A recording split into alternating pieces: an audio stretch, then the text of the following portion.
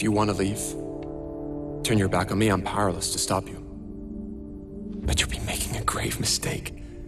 Not just for yourself, but for mankind. For mankind? Yes. What makes you think I give a shit?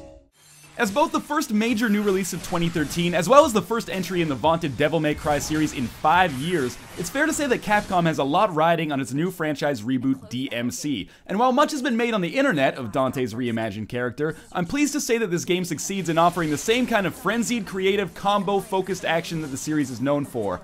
Unfortunately, much of the rest of the game is a mixed bag of repetitive jumping puzzles, heavy-handed storytelling, and indeed a largely annoying protagonist that delivers some truly cringeworthy dialogue.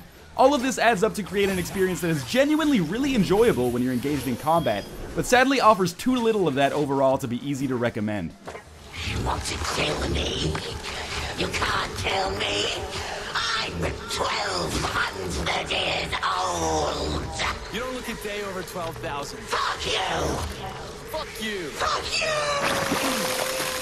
DmC takes place in a parallel universe to the original series, and it reboots the franchise by creating a new origin story for Dante. The game opens with an introduction to the lifestyle of our now dark-haired hero, who copes with his identity crisis and other crippling emotional issues by drinking and womanizing, both clearly designed to communicate what a renegade badass he is. Unfortunately, his misadventures are interrupted when token female character / surprise eventual love interest Kat knocks on his trailer to warn him that the demon lord Mundus has sent minions to hunt Dante down, as Dante is the only known being capable of destroying Mundus and ending his reign of dominance over humanity. From there, Dante meets his brother Virgil and discovers the Order, an underground network designed to overthrow Mundus and free humankind from the shackles of which it is presently unaware.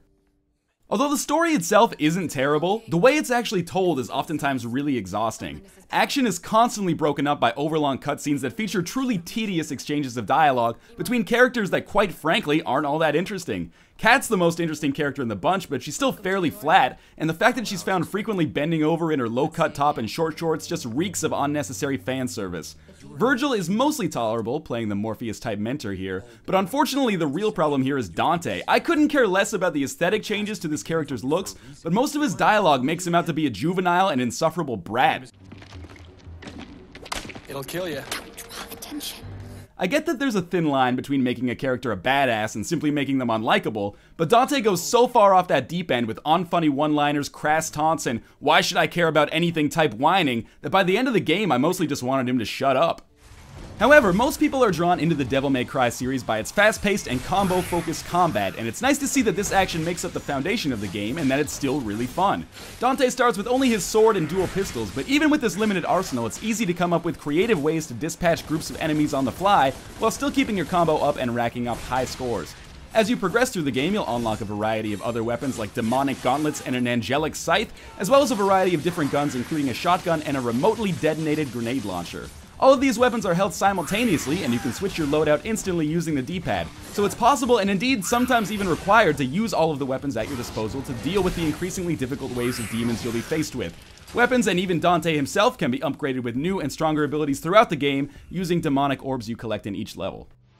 DmC is at its most fun when it sends horde after horde of enemies after you, so you have a playground to use Dante's abilities to their fullest. While there isn't an impressive amount of enemy variety, there are enough different types that each encounter requires slightly different tactics in order to succeed. Waves with a lot of flying enemies, for example, will require liberal use of your grappling hooks to rip down their shields or pull them towards you. Large groups of relatively weak enemies usually benefit from using one of the angelic weapons, which is capable of hitting many targets at once, whereas the high-damage demonic weapons are very useful when fighting powerful single targets. In the end, however, the choice is up to you.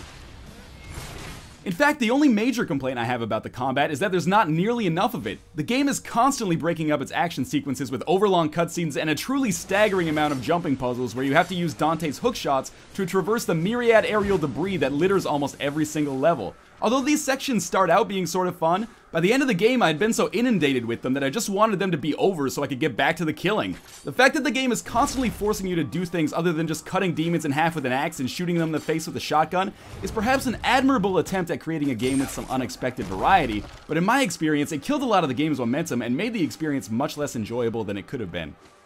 You're right. In terms of the length of the game, the story mode took me about 8 hours to beat on the normal difficulty setting, and that is with 20 missions that vary in size from as little as a few minutes to as much as a half hour each. The missions also vary wildly in quality, with a few truly memorable boss fights standing out from the rest. There's also a lot of incentive to replay the game, as some of the secret areas early on will be completely inaccessible to you until you unlock some of the later game weapons and abilities. And of course, there are harder difficulties available for the sadistic among you. Breaking tradition somewhat, the standard Devil Hunter difficulty is actually fairly easy, and I only died a couple of times on my way through the campaign. Thankfully though, for more experienced players, there are a variety of harder difficulty levels, including the nightmarish Hell in Hell mode, where enemies have their normal hit points, but Dante dies from merely a single blow. Unfortunately, the cutscenes are unskippable, which makes repeating the game a little tedious, but there is a lot of replay value to be found here for those of you who enjoy the game enough to want to dive back in right after you finish. On a technical level, the game looks and plays quite nicely. I'm playing the Xbox 360 version, and the pre-rendered cutscenes look sharp most of the time, and the frame rate has always been smooth even when the on-screen action is frantic. The soundtrack consists of tracks produced by Dutch electronic group Noisia, along with songs from Norwegian metal band Combat Christ, and while they may not be my cup of tea, I think they probably accurately reflect the kind of music that this new Dante might have playing in his head when he fights his way through the game. Overall, DmC is neither the colossal failure expected by many internet commenters, nor is it the kind of resounding success that I feel would be necessary to reboot this franchise with some serious momentum. When it's fun, it can be really fun, but unfortunately the game's insistence on punctuating its versatile and creative combat sequences with tedious jumping puzzles and heavy-handed cutscenes destroys a lot of the game's momentum and takes away from the experience as a whole. Die-hard fans of the series not already alienated by Dante's new look will probably get their money's worth, but for everyone else, it's hard for me to recommend that you rush out and pick up DmC, which feels, sadly, a little like squandered potential.